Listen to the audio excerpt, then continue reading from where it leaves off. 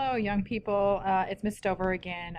Today we're going to be talking about our first foray into thermal chemistry and thermodynamics, and we're going to be doing a little bit of an introduction here, and then you're going to be getting a problem set. So we can define the relationship between chemical reactions and the energy involved by just looking at the energy. So energy stored within the bonds of a chemical reaction and energy changes that are all involved. That's how we're going to investigate all of this. So the focus in this unit in energy is in the form of heat. So when we look at this, we're going to be looking in the form of heat for what we're looking for. So we're going to be looking at changes in heat and how heat moves from one place to another. So the first law of thermodynamics, energy can't be created or destroyed. Basically in our textbook it says the energy of the universe is constant. That's what it said in your textbook. Energy in the universe is constant. So that means that energy can't be created or destroyed, but can change form. So we know this is the law of conservation. Sorry about that. Conservation of energy.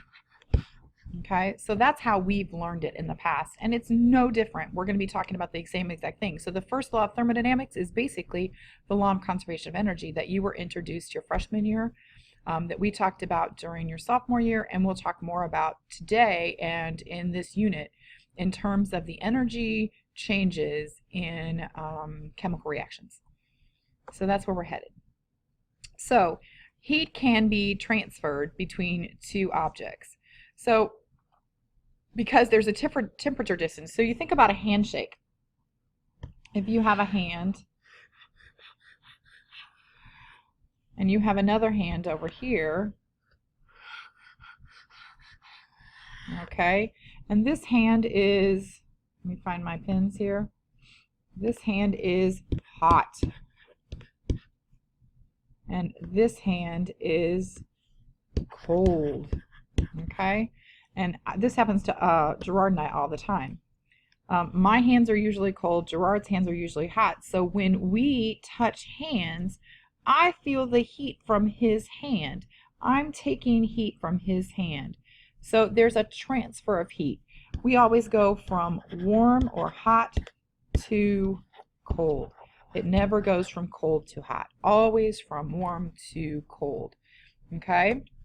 So if heat is being transferred, then work is being done. That means a force is acting over a distance. So anytime we have a heat transfer, we know that work is being done. And we'll talk a little bit more about the only kind of work that we'll deal with in chemistry, because all the other work in this particular case is beyond the scope of what we're going to be doing. And in physics, I know work is force acting over a distance. Yes, we know that. But in chemistry, we deal with it a little differently. So we'll be talking about that. So what are we looking for when we have a reaction? Well, what we're looking at is we have a section that we call the system. A section that we call the system. And then we have another place that we call the surroundings. And in the system and the surroundings, that's what we're talking about. The system is where the chemical reaction is occurring. And so we're going to be talking about everything in terms of what happens inside the system. So if energy is going out of the system to the surroundings, or if energy is coming into the system. So that's what we're going to be looking at. So basically, we're going to be talking about how the system is changing and look at everything from the perspective of the system and where the chemical reaction or the thing that we're going to be noticing is going to be changing. So enthalpy is basically the amount of heat, and the change in enthalpy is always called delta H. So you see right here, this is the symbol we use for enthalpy, delta H, and it's always the product's energy minus the reactant's energy. So it's talking about a change in energy. So two types of reactions. We have exothermic reactions and we have endothermic reactions, and as you can see, exothermic is energy flowing out of the system, and we're going to talk about what that means and how that looks. And we're also going to probably do a demo on Monday. So here we go. Exothermic reactions. So the first type of reaction, exothermic. The reactants start up here. And so the reactants start up here and then have to reach some sort of energy, and then we find the products down here. Okay, This is basically an energy diagram. It's showing how the energy is flowing in the system. So we can see the energy of the reactants up here. We can see that it has to gain some energy and it goes down to the products. So we can see how that happens. So we know that we have this energy right here from the reactants to the top of the peak. This is called the activation energy. The activation energy. Okay, also symbolized by EA. Okay, and then to figure out the change in enthalpy, we look at the difference between the reactants and the products right here. This would represent the delta H, the change in enthalpy. So let's look at this a little bit more. So here we can see the things that we were seeing on our graph. Here are the reactants. Here are the products. Here's the activation energy that we were looking at. And then this thing that happens at the top, this kind of in-between step is called the activated complex. And that's the step that you have to reach in order to get to the products. So the reactants have to reach the activated complex, and then once they reach that activated complex, then they turn into the products right away. It's almost like rolling a stone up a hill. We're rolling a stone up a hill. Once we reach at the top of the hill and we push a little bit, the stone rolls down the hill. So that's kind of what that's looking at. The activated complex has to be reached. Notice that the enthalpy is products minus reactants. And if we look at this, the reactants are higher than the products. So we're taking something that is bigger and subtracting something that is smaller. So our delta H here is going to be negative. Delta H is going to be negative right there. And that's a pretty important factor to notice about what's happening there. We're also going to try to do an activated complex demo on Monday or Tuesday. We might be finishing lab on Monday and then doing all of this on Tuesday.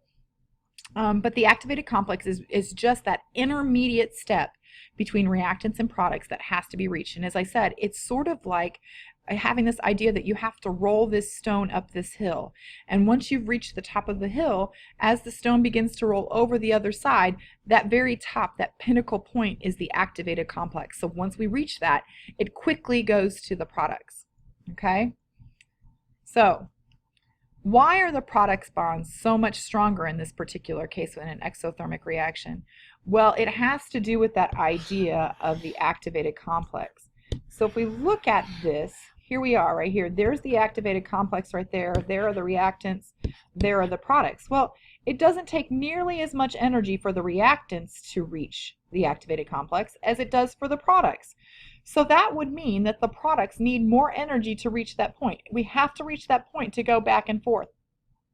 So because that happens, that means that the products have a stronger bond, because it would take more energy to reach that point. Remember, strength here is determined by the amount of energy needed to change something. And in this case, to go from the products to the activated complex, to go from the reactants to the activated complex, I think we can see the amount of energy that would be there. So that is why product bonds are much stronger.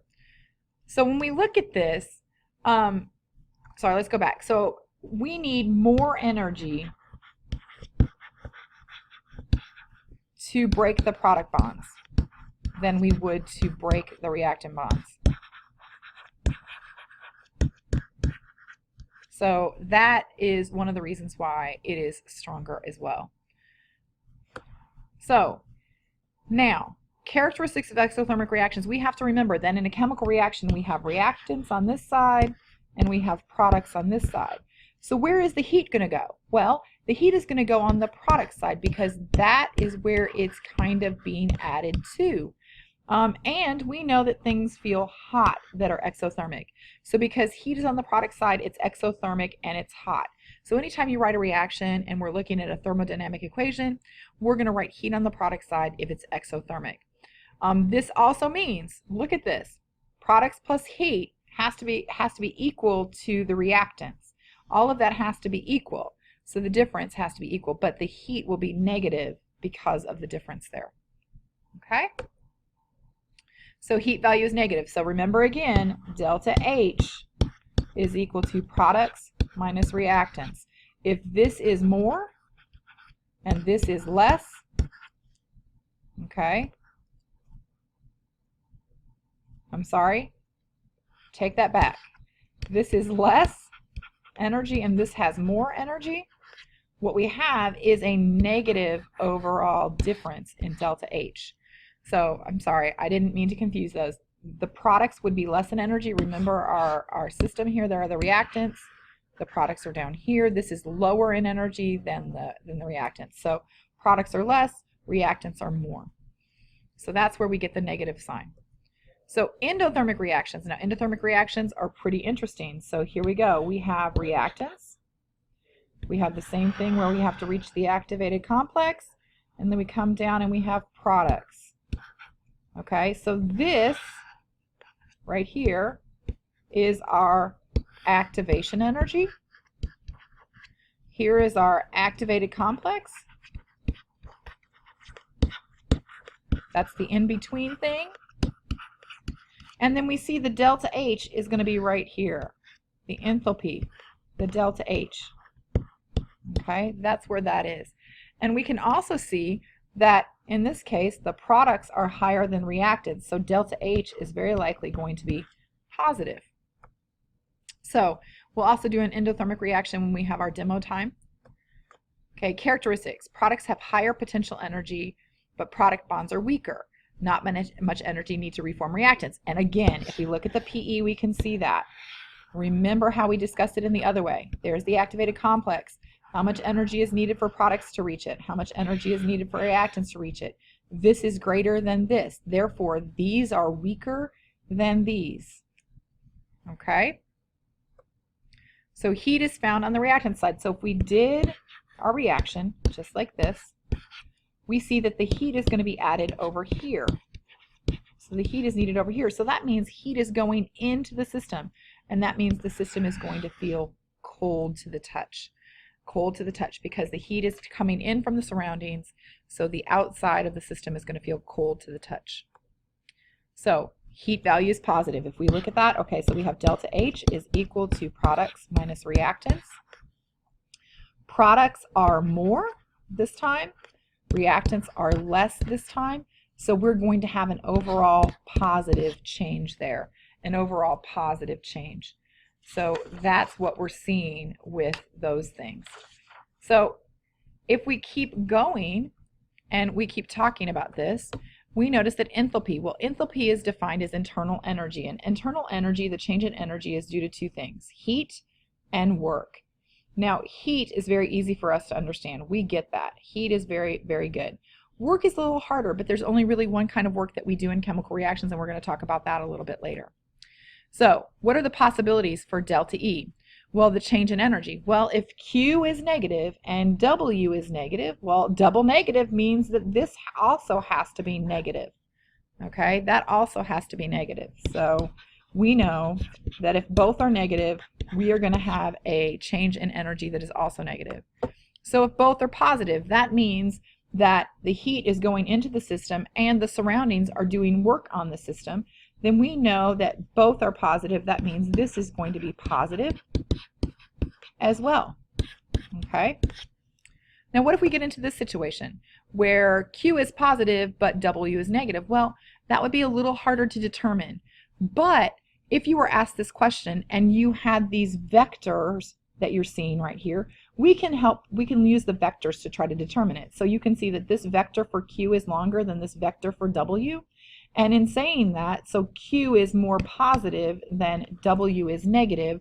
So overall, this change would probably be positive if you're assuming that the vectors, so you're going to look at the vectors to determine that. So if you were to ask that question, if Q is positive and W is negative, unless you had a vector system, you wouldn't be able to actually predict what E would be because you would need some sort of something to help with that. So internal energy, the sign reflects direction. So a positive means that it's endothermic, a negative means that it's exothermic. The value reflects the magnitude. So when we look at the value, that tells us how much exothermic or endothermic it is. So here's the last thing that we're going to be talking about, and this is the work that we talk about. Work is PV work. That means pressure, volume changes. So expanding gases, that's kind of work that we'll be talking about. So work that flows out is negative. So if a gas is expanding, work is required to expand the gas against the pressure of air, and the work flows out. So we're getting ready to just be about finished with this this broadcast, so we'll continue on a little bit.